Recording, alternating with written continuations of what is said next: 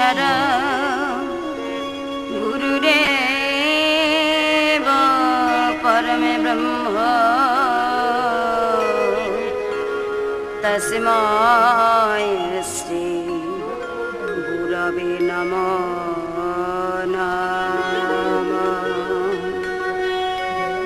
जदा जदा हि धर्मस्य ग्लानि भवति भारत अभ्युत्थानमि धर्मस्य तदात्मानं सृजामः परित्राणाय साधूनां विनाशाय च दुष्कृतं धर्म संस्थापनार्थाय सम्भवामि जुगे जुगे।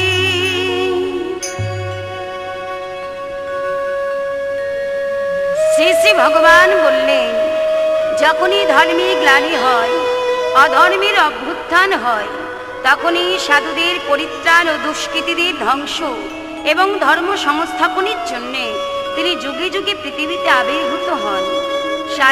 সেই ঠাকুরকে আহ্বান করে বলি একবার দাঁড়াও এসে হৃদয়ে মাঝারে ঠাকুর দয়া করি একবার দাঁড়াও এসে হৃদয় মাঝারে ঠাকুর দয়া করি তোমার নাম গানে আজ ভাসিয়ে দেব আমার জীবন তরি তোমার নাম গানে আজ ভাসিয়ে দেব আমার জীবন তরি একবার দাঁড়াও এসে হৃদয় মাঝারে ঠাকুর দয়া করি।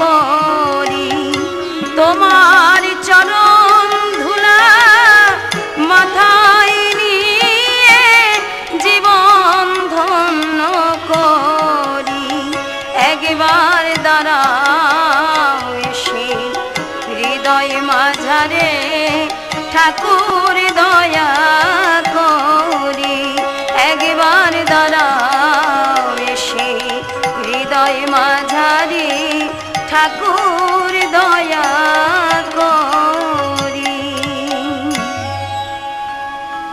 শ্রী বৃন্দাবন সম প্রকৃতির লীলা নিকেতন এই হিমায়তপুরবাসীর মনে আজ এত আনন্দের ঢেউ বয়ে চলেছে কেন?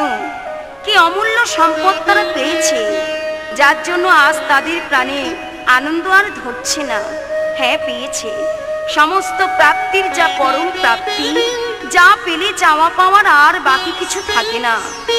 যিনি জীবগণকে প্রেমে আকৃষ্ট করেন সেই শ্রীকৃষ্ণ, যিনি নরনারীর মিলনে রমণানন্দের চেয়ে বেশি রমণীয় সেই শ্রীরাম, অচৈতন্য জীবের প্রাণে যিনি চৈতন্য স্বরূপ বর্তমান সেই শ্রী চৈতন্য একাধারে আজ নবকলবরে জীবের অনুকূল হয়ে পরম প্রেম স্বরূপ শ্রী শ্রী ঠাকুর অনুকূল চন্দ্র রূপে প্রাত সূর্যের মতো উদিত হয়েছেন আজই হিমায়তপুরী সৌভাগ্য গগনে।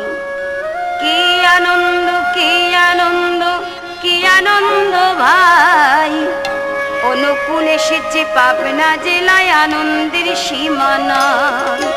কি আনন্দ কি আনন্দ কি আনন্দ ভাই, অনুকূল এসেছে পাবনা জেলায় আনন্দের সীমানা। আনন্দ আর ধরে না। ওই হিমায়তপুরবাসীর মনে আনন্দ আর ধরে না, হিমায়তপুরবাসীর মনে আনন্দ আর ধরে না।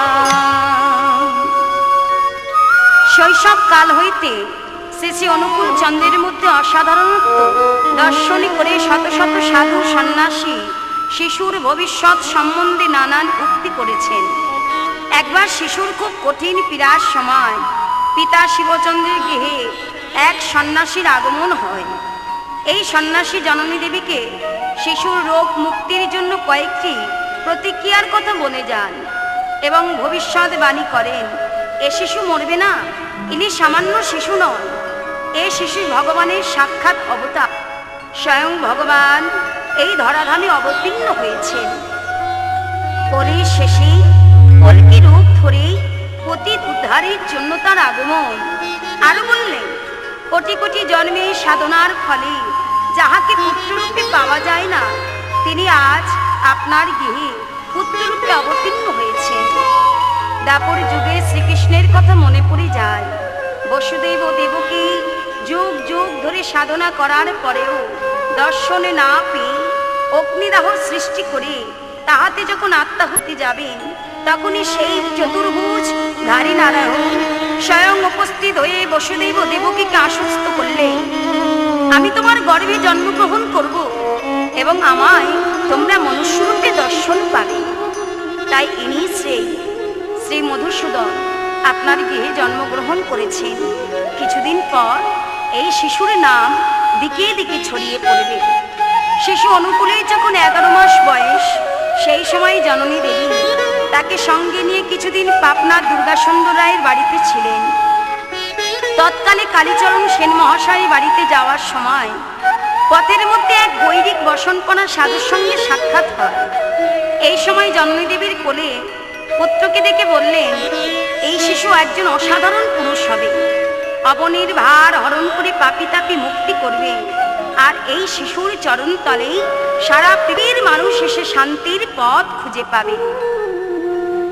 একবার জননী দেবী ও দিদিমা কৃষ্ণ দেবী শিশু অনুকূলকে সঙ্গে নিয়ে নৌকা যোগে কুষ্টিয়া হতে হিমায়তপুরে আসবার সময় প্রখর স্রোতে পদ্মা নদীতে নৌকা চালানো অতি কঠিন কার্য। আবার সেই দিনই নদীতে দৈবক্রমে কালবৈশাখী ঝড় উঠেছে। পদ্মাবক্ষে প্রকৃতির সেই তাণ্ডব লীলা শুরু হয়েছে। মাঝি রানীর উপায় হয়ে প্রাণ বাঁচানোর তাগিদে পদ্মার জলে লাফ দিল। জলের স্রোতে কে কোথায় হারিয়ে গেল কেউ তার কোনো খোঁজ পেল না। আর এই মহাকটকালে মনমোহনী দেবী ইষ্ট নাম জপ করছেন, আর কর্তামা শ্রী শ্রী রাধা মদন মোহনের উদ্দেশ্যে অন্তরের আকুল প্রার্থনা জানাচ্ছেন। শ্রী শ্রী ঠাকুরের এই লীলা মা হয়েও তাকে চিনতে পারছেন না। চিনবে কি করে? এ যে মায়াবদ্ধ জীব। তাই তো দাপর যুগের কথা মনে করে। শ্রীকৃষ্ণ জন্মিবার মুহূর্তে দৈববাণী শুনে বসুদেব মস্তকে ধারণ করে শ্রীকৃষ্ণকে যখন যমুনার তীরে নিয়ে উপস্থিত হন, তখন যমুনার বিশাল তাণ্ডব লীলা। পূর্বে যমুনাকে কথা দিয়েছিলে, আমি দাপর যুগে তোমাকে দর্শন দেব এবং তোমার ওই যমুনার জলে আমার চরণ ধৌত করব, আর আমার বাল্যরূপের দর্শন পাবে। তাই তো মনমোহনী দেবী বুঝতে পারছে না ঠাকুরের লীলা। আজ সেই পদ্মা তীর চরণ পাওয়ার আশি প্রার্থনা জানালো তার কাছে।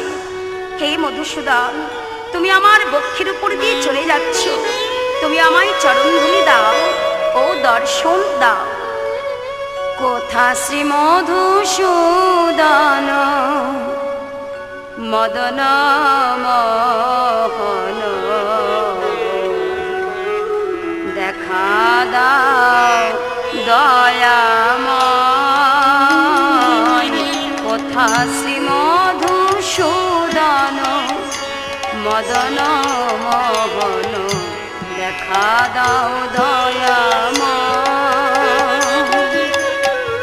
দাও দেখা দাও করো হে উদ্ধার, দাও দেখা দাও করো হে উদ্ধার, দাও চরণ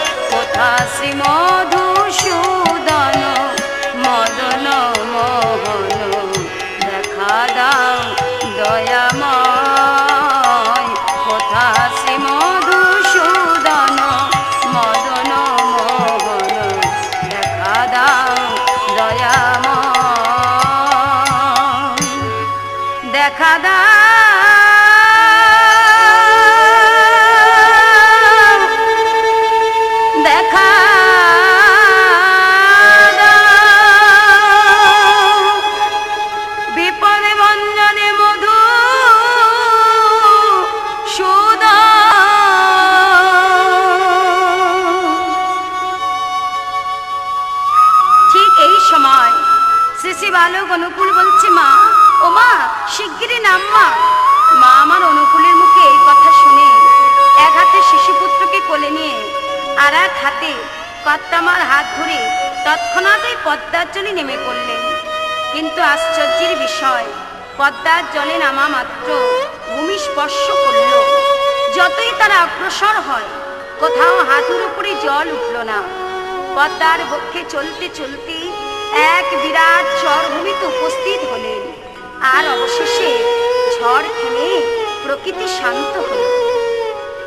একদিন সকালবেলা তার কয়েকটি ছোট ছোট মেয়ে ছুটতে ছুটতে এসে বলছে, ও মা, মা, দেখলাম এক জ্যোতির্ময়ী নারী মূর্তি উজ্জ্বল রূপ ধরে চারিদিক আলোকিত করে পদ্মা তীরে বনের ধারে বসে তোমার অনুকূলকে কোলের মধ্যে বসে স্তনন পান করাচ্ছে। এই কথা শোনা মাত্র জননী দেবী তাড়াতাড়ি করে সেখানে এসে দেখে বালক অনুকূল স্তন ছিঁড়ে মায়ের দিকে তাকিয়ে খিলখিল করে হাসছে। আর উজ্জ্বল নারী মূর্তিটিও তখন অদৃশ্য হয়ে গেল। শিশুর বয়স কমে কমে বেড়ে চলল। বালকের চঞ্চলতা ও দুরন্ত কণা এখনো অবধি তার শেষ নেই। সারাদিন ছুটোছুটি করে সকলকে অস্থির করে তোলেন। এই মুহূর্তে মায়ের কাছে বসে আছে, আবার পরক্ষণে সেখানে নেই। দেখা গেল নিমিষের মধ্যে প্রতিবেশীর পূজা মণ্ডপে প্রবেশ করে বিগ্রহ দেবতার গায়ে চন্দন দেয় এবং নিজের অঙ্গেও চন্দন লেপন করে। আবার কখনো মন্দিরে ঢুকে শালগ্রাম বের করে বাঁশ ঝাড়ে গিয়ে শুকনো বাঁশ পাতা দিয়ে লুকিয়ে রাখেন। আরেক দিনের ঘটনা, প্রতিবেশী কবিরাজ মহাশয় কতগুলো ঔষধের বড়ি তৈরি করে থালায় করে রোদে শুকাতে দিয়েছে। তিনি দূরে বসে পাহারা দিচ্ছেন। হঠাৎ কোনো কারণে একটু অন্যমনস্ক হয়েছেন। এমন সময় 4 বছরের শিশু অনুকূল কোথা থেকে ছুটে এসে সেই বিষাক্ত ঔষধের বড়িগুলো মুখের মধ্যে পুরে দিল। লক্ষ্য করতে কবিরাজ ঠাকুর চিৎকার করে বলে উঠলেন, খেও না ও গো মিনতি তোমার, খেও না ও গো মিনতি তোমার, বেশি খেলে কেউ বাঁচে না, ঘটায়ও না দায়।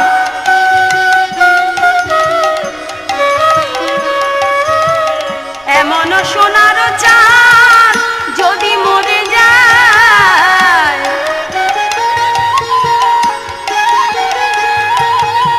কি বলিব আমি ওরে বাবা মাই, কি বলিব আমি ওরে বাবা মাই, এখন আমি কিবা করি,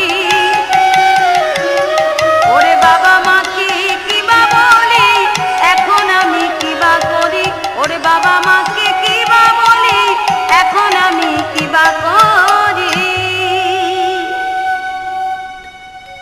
কবিরাজের ওই রকম ব্যাকুলতা দর্শন করে পরম প্রেমময় শ্রী ঠাকুর বললেন, আমার কিছুই হবে না, তুমি দেখো। এই কথা বলে হাসতে হাসতে ঠাকুর চলে গেলেন। কবিরাজ ভগবানের চরণে প্রণাম জানিয়ে বললেন, ওর কথা যেন সত্যি হয়। দীর্ঘ সময় অতীত হলো না বিশেষ ক্রিয়া, কবিরাজ মশাই অন্ত না পায় ভাবিয়া ভাবিয়া,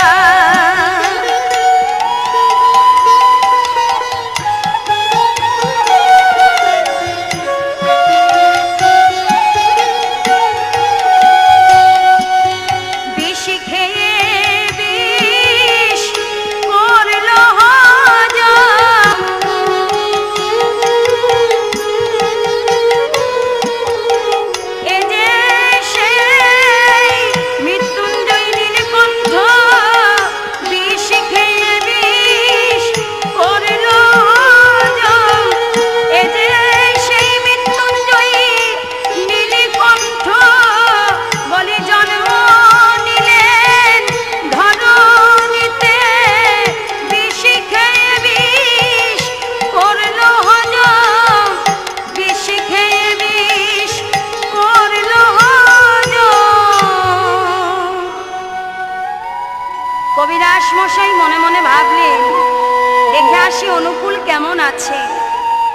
এসে দেখলেন যেমন ছেলে তেমনই রয়েছে, দিব্যি খেলাধুলা করছে। কবিরাজ মহাশয় অনুকূলকে বুকে জড়িয়ে ধরে বললেন, বাবা তুমি আমার সেই ভগবান, ভগবান না হলে কেউ বিষের বড়ি খেয়ে বাঁচে না। শিশু অনুকূলের বয়স যখন 3 কি 4, বাড়ির কাছেই মুকুন্দ বসুর বাড়ি। মুকুন্দলালের ভাইপো হেমচন্দ্র বসু এই হেমচন্দ্র ফুলের বাগান খুব ভালোবাসতেন, তাই অনেক টাকা পয়সা খরচা করে একটি ফুলের বাগান তৈরি করলেন। কাউকে ঢুকতে দেন না সেই ফুলের বাগানে, গেটে তালা লাগানো, এমন করে বেড়া দিয়েছেন একটা বিড়াল পর্যন্ত ঢুকতে পারবে না। বেড়ার ফাঁকে ফাঁকে বেঁধে দিয়েছেন কাটা শুদ্ধ খেজুরের ডাল। হঠাৎ একদিন দেখে বাগানের গাছ সব লন্ডভন্ড হয়ে আছে, ফুল পাতা সব ছেঁড়া, ডালপালা সব ভাঙা, কিন্তু গেটে তালা ঠিকই আছে, বেড়াও কোথাও ভাঙা নেই। কেমন করে এমন হলো? হেমচন্দ্র কিছুই বুঝতে পারলেন না। কোনো রকম ভাবে বাগানটাকে নতুন করে সাজালেন, কিন্তু কয়েকদিন পর দেখে ওই একই রকম ব্যাপার, বাগানটা একেবারে তছনছ হয়ে গেছে। মনে হবে যেন কতগুলো দস্যু দানব কুস্তি লড়েছে এই বাগানটার ভিতরে। যেমন হলো দুঃখ, তেমনি মনে মনে হলো রাগ। রাগে হুঙ্কার দিয়ে বলে উঠলেন, কে রে, কে এমন কাজ করেছিস? কে আবার করবে? আমি করেছি। প্রশ্নের উত্তর দিল বালক অনুকূল চন্দ্র। এমন বেয়াদব, এমন দজ্জাল ছেলে, বয়স তো এইটুকু। ছেলেকে ধরে নিয়ে চললেন জননী দেবীর কাছে। এতটুকু ছেলেকে মা আর কি শাস্তি দেবে? মা একটু ধমক দিলেন আর বললেন, এরপর যদি ভাঙে ওকে ধরে বেঁধে তুমি মারবে, তাহলে ও আর কোনোদিন তোমার বাগানে যাবে না। ধমক খেয়েও ঠাকুর আমার হাসছে আর বলছি, তুমি আমাকে যতই মারো আর যতই ধমক দাও না কেন, যতবার তুমি বাগান করবে আমি কিন্তু ততবার তোমার বাগান ভেঙে দেব। তুমি এখানে বাগান করছো কি গো? এখানকার বাগানে তুমি কদিন ভোগ করবে? এখানে তো তুমি বেশি দিন থাকবে না। যেখানে চিরকাল থাকবে সেখানে একটা বাগান করো দেখি। 3 কালে গিয়ে 1 কাল বাকি, পারের ভাবে না কর। 3 কালে গিয়ে 1 কাল বাকি, পারের ভাবে না কর।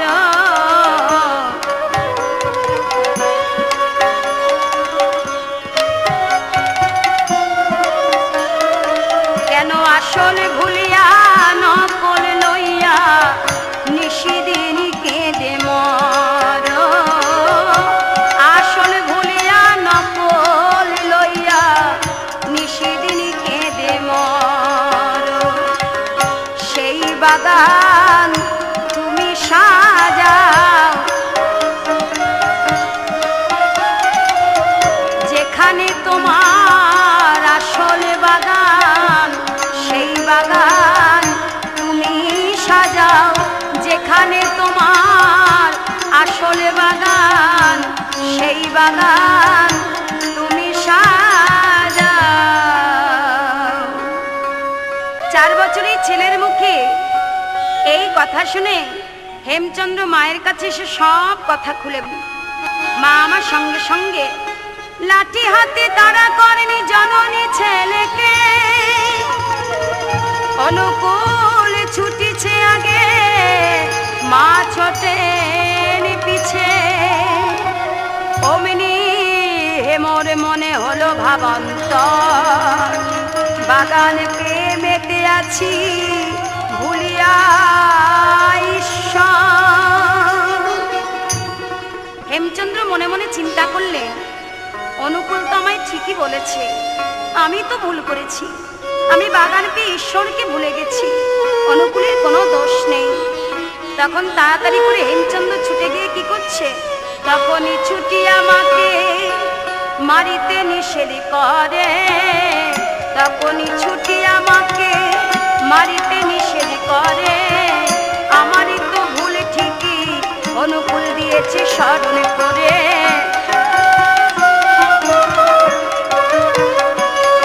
আজ উপকার করেছে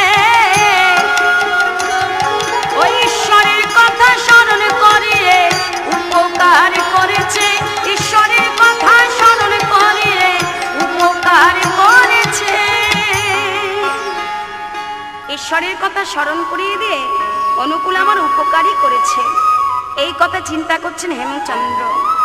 আজ ভাবিতে ভাবিতে উদাসী ভাবিতে হেমচন্দ্র ভুলে গেল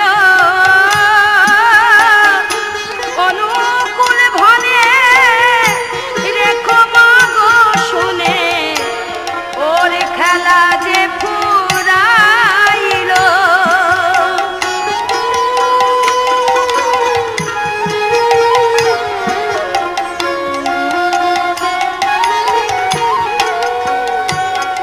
মাগো হেম দাদু আর থাকবে না,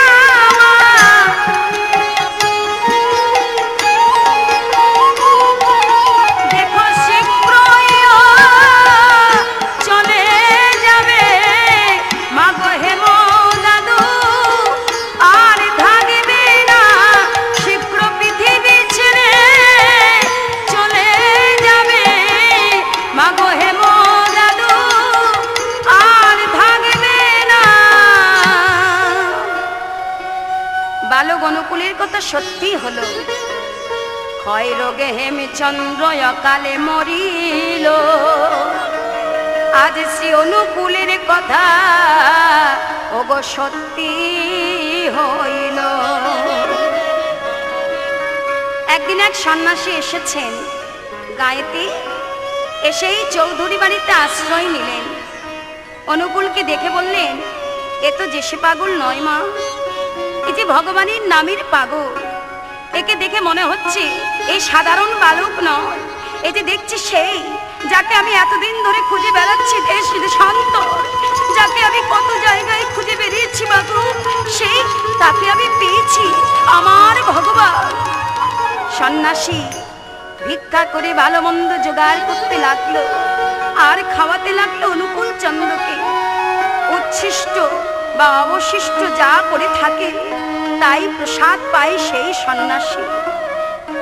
মা দেখে বললেন, সর্বনাশ, ও কি করছে সন্ন্যাসী বাবা, ভোগ দিচ্ছ আমার ছেলেকে।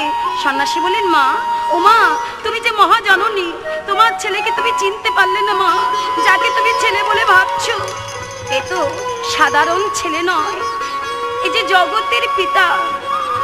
সন্ন্যাসী কহে, মা তোমার ছেলে ভগবান। সন্ন্যাসী কহে, মা তোমার ছেলে ভগবান। কেউ তো জানে না মাগো তাহারও সন্ধান। বলি কেউ তো জানে না মাগো তাহারও সন্ধান। বলি আমি দেখেই চিনেছি মাগো তোমার ছেলে নারায়ণ, আমি দেখে চিনেছি তোমার ছেলে যে নারায়ণ, আমি দেখে চিনেছি। মা মাগো, তুমি যে সন্তান পেয়েছো সেই সন্তান যে তোমার ভগবান। মা, যে জগৎ জননী তোমাকে শতকোটি প্রণাম, তুমি সেই বিশ্বপিতার যে। মা ওই কথা শুনে অবাক হয়ে গেলেন। সন্ন্যাসী এ যে গৃহীর অকল্যাণ, সন্ন্যাসী কোনো বাধা মানে না, ভক্তি গদগদ হয়ে অনুকূলকে খাওয়ায় আর হাসে। এইভাবে সন্ন্যাসী ভোগ দিল আর প্রসাদ পেল। যার যেমন ভাব তার তেমনি ভজন। তাই তো ভগবান ভক্তের কাছে বাধা পড়ে আছেন। ভগবান বললেন, আমি ভক্তের ব্যথা সইতে নারী, আমি ভক্তের ব্যথা সইতে নারী, ভক্তের প্রেম ডরে বাধায় আছি, ভক্তের ব্যথা সইতে নারী, আমি ভক্তের ব্যথা সইতে নারী, প্রেম ডরে বাধায় আছি, ভক্তের ব্যথা সইতে নারী। অনুকূলে যখনই 5 বছর বয়স, সেই সময় ভর্তি হলেন কেষ্ট বৈরাগীর পাঠশালায়। শিক্ষক ছাত্রী সবার মন জয় করলেন অসাধারণ বুদ্ধি ও ভালোবাসা দিয়ে। বন্ধুরাও সবাই খুব ভালোবাসত অনুকূলকে। একদিন শিক্ষক মশাই প্রশ্ন করলেন, সবাইকে জিজ্ঞাসা করছেন, আচ্ছা বলো তো এক আর একে কত হয়? ছাত্ররা সবাই বলছে মাস্টারমশাই এক আর একে 2 হয়। আর আমার ঠাকুর বললেন না না, এক আর একে একই হয়, 2 কবু নয়। কারণ আমি সেই, আমার মতো আর কেউ হবে না। আমি এই যুগে যুগে অবতীর্ণ হই। আজকে ঠাকুর আমার মাস্টারমশাইকে বুঝিয়ে দিলেন সেই পরম দয়াল ঠাকুর এসেছেন এই ধরাধামে কলকি রূপ ধরি পাপি তাপি উদ্ধার করার লাগে। তাই আজকে ঠাকুর আমার এই ধরনের বুকে এসে সবাইকে জানিয়ে দিলেন দেখো এক আর একে একই হয়, 2 কবু নয়। বন্ধুরা যেমন ঠাকুর অনুকূলকে ভালোবাসত, ঠিক তেমনি ভাবে ঠাকুরও বন্ধুদের ভালোবাসতেন। একদিন বন্ধুরা সবাই মিলে বলছে প্রভু আজকের আমরা তোমাকে সাজাবো। কেমন করে জানো? পত্র পুষ্প মাল্যে তারে দেয় সাজা ইয়া, পত্র পুষ্প মাল্যে তারে দেয় সাজা ইয়া, আজ খেলাধুলা রস রঙ্গ করে তারে লইয়া।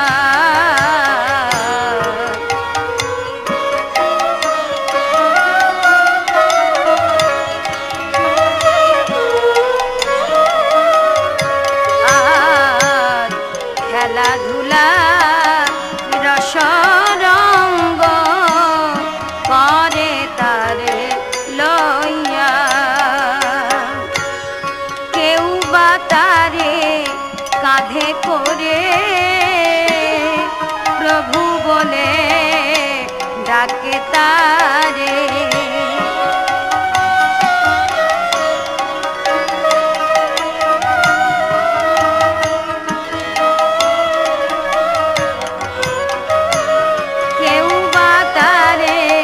কাঁধে করে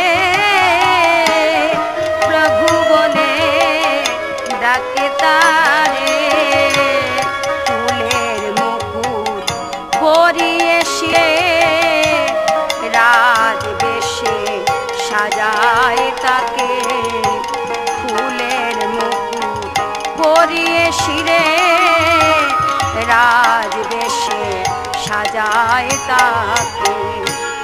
কেউ বায়ানে সুমিষ্ট ফল,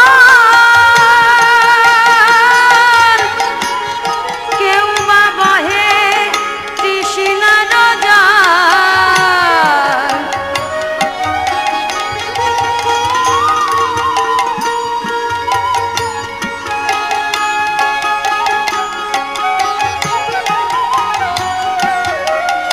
আজ ভালোবেসে সবাই তাকে দেয় খাওয়াইয়া,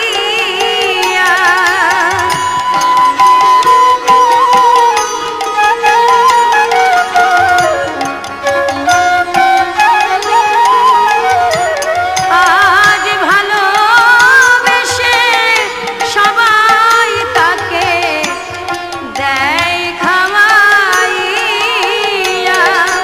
বলে তুমি মোদের প্রাণের রাজা,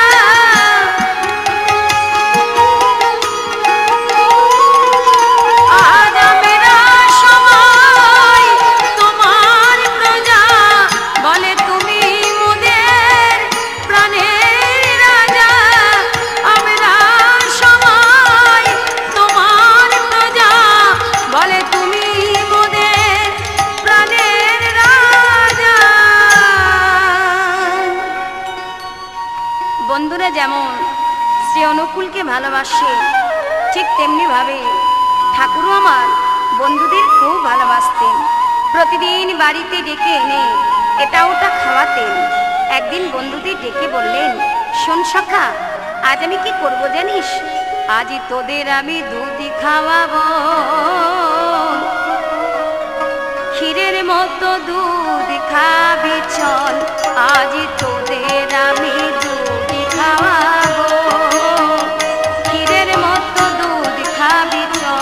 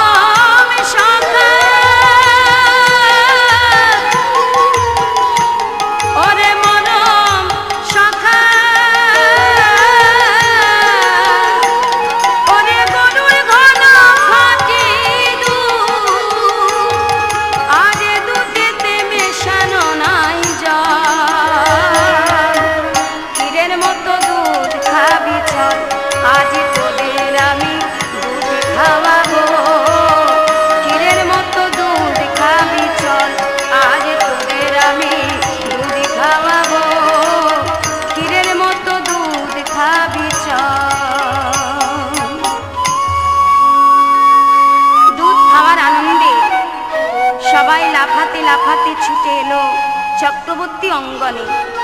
এসে দেখি রান্নাঘরে তালা দেওয়া। বন্ধুরা বলছে, এবার কি হবে ভাই, দুধ খাবো কেমন করে? ঠাকুর বলি, একটা বুদ্ধি বার করে দেখি তার মাথায় কেমন বুদ্ধি আছে। অমনি সঙ্গে সঙ্গে একে বন্ধু বলে, তোমরা আমার কথা শোনো,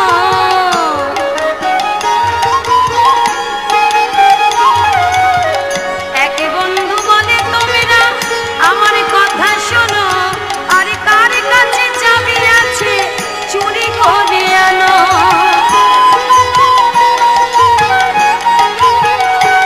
বলে চুরি করে আনো গো, কার কাছে চাবি আছে চুরি করে আনো গো, কার কাছে চাবি আছে চুরি করে আনো গো। ঠাকুর বললেন, চাবি রয়েছে দিদিমার কাছে, তাহলে উপায় কি হবে? উপায় সঙ্গে সঙ্গে আর আগে বন্ধু বলে, তোমরা আমার কথা না,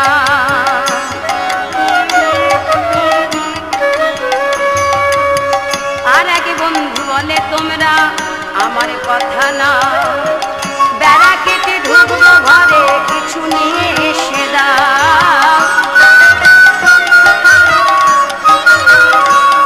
আজ বেড়া কেটে ঢুকবো ঘরে, নিয়ে এসে দাও, এছাড়া আর পথ নাই। বলি দাঁড়িয়ে এসো ভাই, এছাড়া আর পথ নাই, দাঁড়িয়ে এসো ভাই, এছাড়া আর পথ নাই।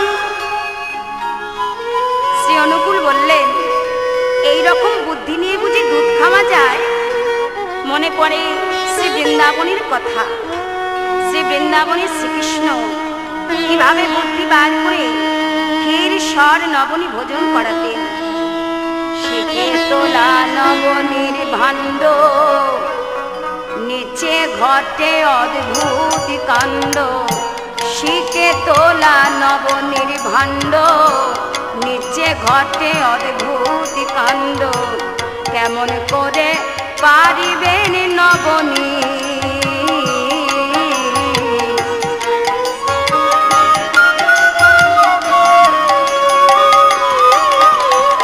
আরে ওর মুখ পানে চাই, ভাগ্যে নবনী নাই কোহায়।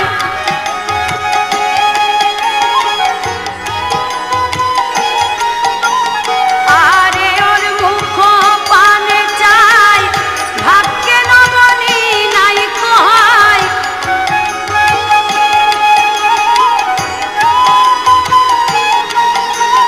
আবার বুদ্ধি দেয় চতুর শিরোমণি, বুদ্ধি দেয় চতুর শিরোমণি। ভগবান শ্রীকৃষ্ণ বুদ্ধি বার করলেন। কেমন বুদ্ধি? এই সখা শোন শোন, আমার মাথায় এক বুদ্ধি এসেছে। কি ভাই বল? এই কানাই বল না, কি বুদ্ধি? শোন, একে সখা উপর হয়ে বসিল মাটিতে,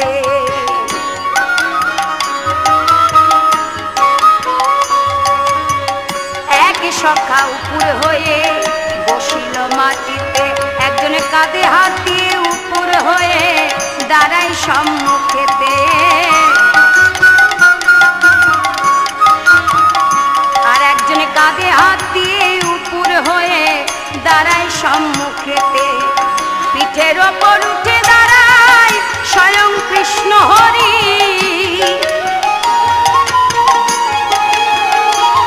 তার পিঠের ওপর উঠে দাঁড়ায় স্বয়ং কৃষ্ণ হরি, আবার শিখে থেকে নবনীর ভাণ্ড আনিলেন পারি,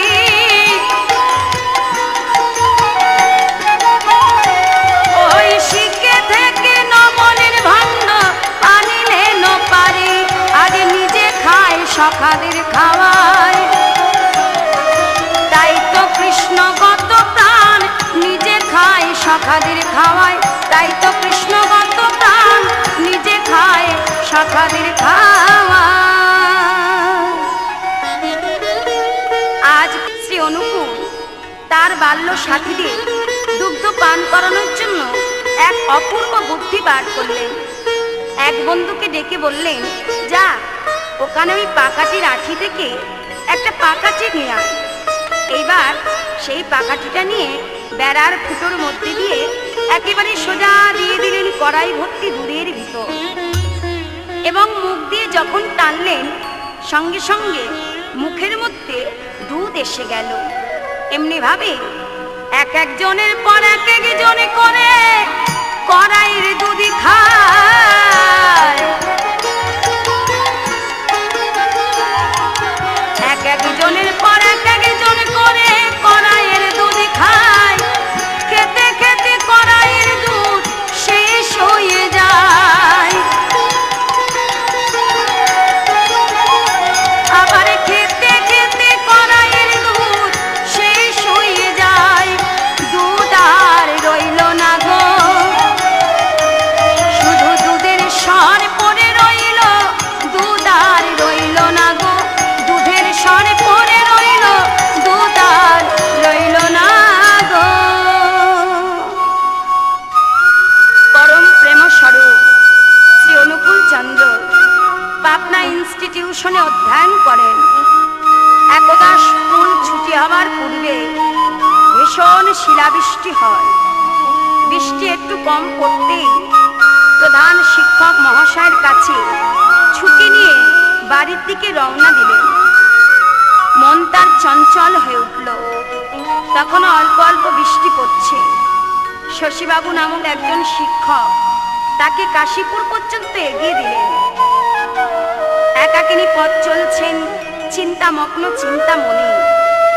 এদিকে পদ্মা নদীর ভাঙন পারে এক বৃদ্ধ মুসলমান পড়ে গিয়ে ঠকঠক করে কাঁপছে আর চিৎকার করে বলছে, হে আল্লাহ, হে আল্লাহ, হে আল্লাহ, তুমি আমাকে বাঁচাও, আমাকে রক্ষা করো। এমনই তার অবস্থা। তাই বৃদ্ধ মুসলমান মনে মনে চিন্তা করছে, মরণের সময় আল্লাহর নাম ছাড়া আর কোনো গতি নাই, গতি নাই, গতি নাই। এদিকে ঠাকুর আমার পথ চলতে চলতে ক্ষীণ কণ্ঠস্বর শুনতে পেয়ে এগিয়ে এসে দেখলেন এক বৃদ্ধ মুসলমান আল্লাহ আল্লাহ বলে ডাকছে। ঠাকুর আমার কাছে এসে বললেন, তুমি আমায় ডাকছো কেন? কে তুমি? তোমাকে তো আমি চিনি না, তোমাকে তো আমি জানি না। আমি তো তোমায় ডাকিনি, আমি ডেকেছি আমার আল্লাহকে, আমি ডেকেছি আমার মুশকিল আসানকে। তুমি কে বাবা? এই তো তুমি আমাকে ডাকলে, তাই তো আমি তোমার কাছে এসেছি। শোনো, এই তো আমি এসেছি, তোমার আর ভয় নাই।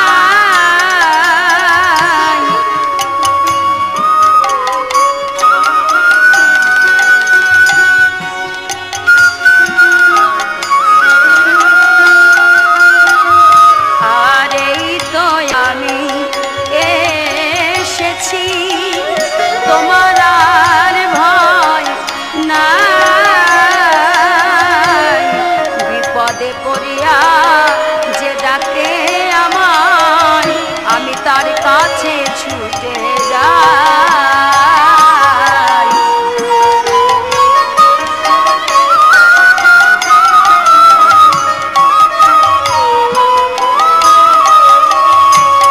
আর বিপদে পড়িয়া যে ডাকে আমায় তার কাছে ছুটে যায়।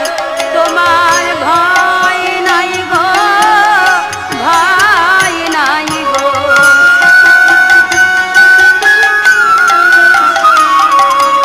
আজ এই তো আমি কাছে এসেছি, তোমার ভয় নাই গো, ভয় নাই গো। এই তো আমি কাছে এসেছি, তোমার ভয় নাই গো, ভয় নাই গো। ঠাকুর আমার কোন রকমই বৃদ্ধ মুসলমানের সঙ্গে নিয়ে কষ্ট করে হাতটা ধরে তুলে নিয়ে পাশের বাড়িতে নিয়ে এলেন। পাশের বাড়িতে নিয়ে এসে বললেন, শোনো, তোমরা যদি পারো তাড়াতাড়ি করে একটা শুকনো কাপড় দাও, একটু আগুন জ্বালাও। দেখো দেখো, এই বৃদ্ধ মানুষটি বৃষ্টির জলে ভিজে এর দেহ একেবারে বরফের মতো ঠান্ডা হয়ে গেছে, মনে হয় আর বাঁচবে না। যদি পারো এক গ্লাস গরম দুধ দাও। সঙ্গে সঙ্গে সেই বাড়ি যারা ছিল এক গ্লাস গরম দুধ দিল, শুকনো কাপড় দিল, তাড়াতাড়ি করে আগুন জ্বালালো। সেই এক গ্লাস গরম দুধ খেয়ে ঠাকুরের হাতের পরশ পেয়ে সেই বৃদ্ধ মুসলমানটি আবার মৃতদেহে যেন প্রাণ ফিরে পেল।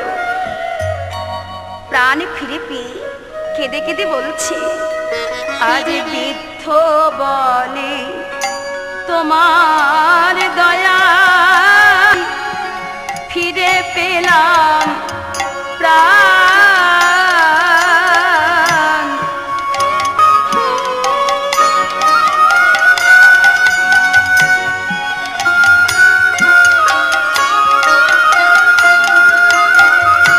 আজ বৃদ্ধ বলে তোমার দয়া ফিরে পেলাম প্রাণ। তুমি কি আমার আল্লাহ না মুশকিল আসান।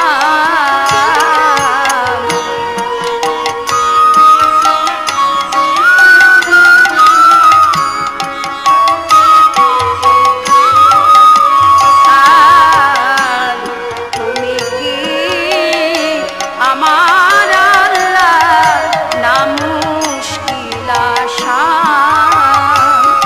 তুমি মানুষ নও গো, মানুষ নও।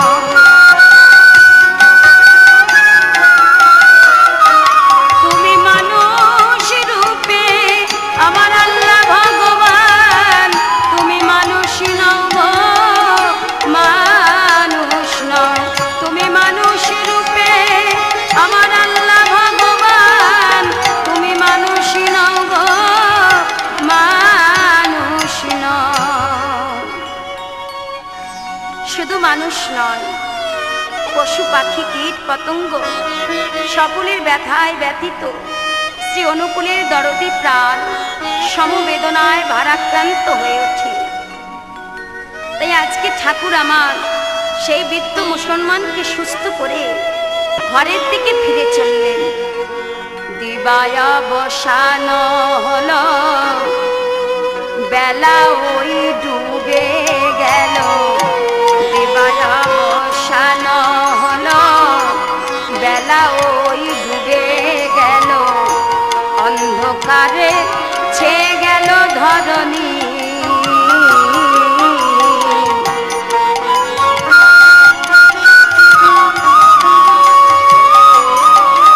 আজ অন্ধকারে ছেয়ে গেল ধরণী। কত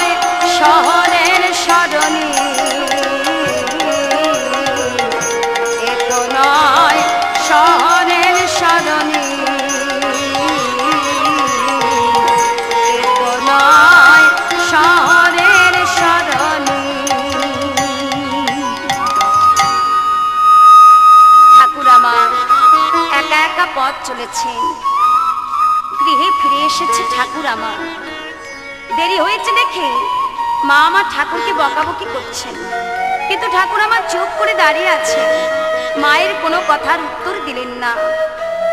এমনি ভাবে দিন যায়। সন্তান পিতামাতাকে ভালোবাসে, পিতামাতাও সন্তানকে ভালোবাসে, কিন্তু যে সন্তান পিতামাতার শাসন উপেক্ষা করেও পিতামাতাকে শ্রদ্ধা ভক্তি করে, সেই হলো প্রকৃত সন্তান। ঠাকুর আমার প্রমাণ দিলেন। একদিন মা আমার অনুকূলের উপরে রাগ করে একটা বাঁশের কঞ্চি হাতে নিয়ে মারবেন বলে মা আমার ছুটলেন অনুকূলের পিছনে পিছনে। মা আমার চলেছেন, আগে ছোটে সে অনুকূল, পেছনে ছোটে মা।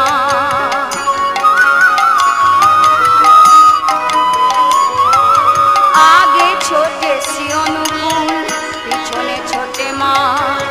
এত ছুটেও তো তারে ধরতে পারে না।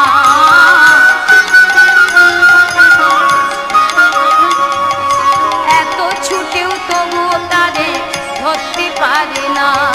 পারবে কেন ছেলের সাথে মা, পারবে কেন ছেলের সাথে মা, পারবে কেন? এত ছুটেও তবু তাকে ধরতে পারে না। এত ছুটেও তবু তাকে ধরতে পারে না। মা কিছুক্ষণ ছোটার পর হাঁপিয়ে উঠলেন। ঠাকুর আমার অনেক দূরে চলে এসেছেন, মা আমার ধরতে পারছেন না। পারবে কেন গো?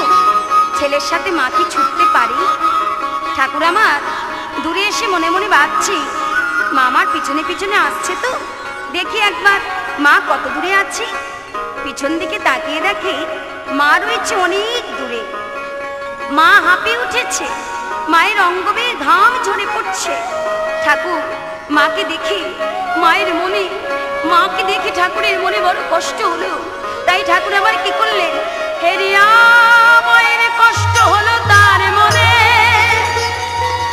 আমি এত কষ্ট কেন দিলাম মায়ের ওই প্রাণে।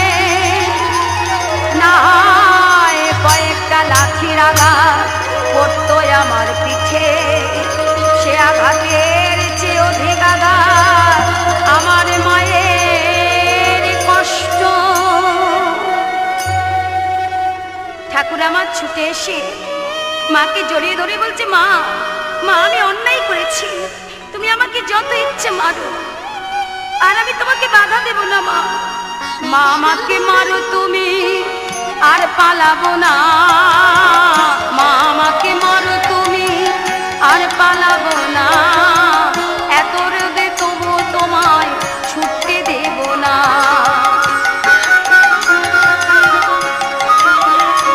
বলি এই তো আমি কাছে এসেছি, এবার আমায় মারো মাগো। এই তো আমি কাছে এসেছি, এবার আমায় মারো মাগো। এই তো আমি কাছে এসেছি। মা এই দেখো আমি তোমার কাছে এসেছি। এই বলে মায়ের আঁচল দিয়ে মায়ের অঙ্গের ঘাম মুছিয়ে দিচ্ছে, মায়ের আঁচল দিয়ে মায়ের অঙ্গের বাতাস করছে। অনুকূলের এই ভাব দ্বারা দেখে মায়ের রাগ সবকিছু গলে জল হয়ে গেল। মা আমার বুকে জড়িয়ে ধরে বললেন, ওরে অনুকূল, তোর মাকে তুই এত ভালোবাসিস বাবা। ঠাকুর বলেন, মা আমি সব সহ্য করতে পারি, কিন্তু তোমার দুঃখ কষ্ট আমি সহ্য করতে পারি না মা। তাই মাকে জড়িয়ে ধরে ঠাকুর আমার কাঁদছে। মা কি আর থাকতে পারে গো? ছোট্ট ছেলে অনুকূলকে বুকে জড়িয়ে ধরে মা আমার আদর করলেন, চুম্বন করলেন, বললেন, অনুকূল সত্যি তুই আমার সন্তান, তোর মাকে ছাড়া তুই এক বিন্দু থাকতে পারিস না বাবা। আয় আয় আমার বুকে আয়। মা আমার বুকে জড়িয়ে ধরে আদর করে মা আমার কত চুম্বন করলেন, আশীর্বাদ করলেন, ওরে অনুকূল তুই বড় হ বাবা। সমাজে এই দেশের বুকে তুই একজন হয়ে দাঁড়া, যাকে সবাই তোকে দেখে বলতে পারে, হ্যাঁ তুই আমার বুকেতে সন্তান, তুই আমার অনুকূল, তুই আমার আদরের ধন নীলমণি। এই হলো ঠাকুরের বাল্যলীলার কথা। তাই আজকের আমরা জগৎবাসী সেই পরম দয়াল ঠাকুরের নামে জয়ধ্বনি দিয়ে আমাদেরও জীবন ধন্য করি। আজ দিকে দিকে ধরিতেছে প্রলয় বিষাদ। দিকে দিকে ধ্বনিতেছে প্রলয় বিষাদ। আমরা সবাই গাইব প্রভুর জীবনের গান। আমরা সবাই গাইব প্রভুর জীবনের গান। তোমরা জয় দাও জয় দাও, আজ ঠাকুরের নামে সবাই জয় দাও জয় দাও। ওই পতির পাবন দয়াল নামে জয় দাও জয় দাও। আজ আমরা সবাই গাইব